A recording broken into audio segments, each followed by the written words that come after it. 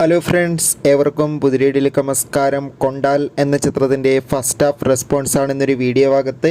വീഡിയോയിൽ മുൻപ് video like ചെയ്യുക, ചാനൽ സബ്സ്ക്രൈബ് ചെയ്യാൻ വേണ്ടി ശ്രമിക്കുക. ആൻ്റണി വർഗീസ്, രാജീവ് ബി ഷെട്ടി എന്നൊക്കെ പ്രധാന കഥാപാത്രങ്ങളായി ഇന്ന് റിലീസ് ചെയ്ത ചിത്രമായിരുന്നു കൊണ്ടാൽ.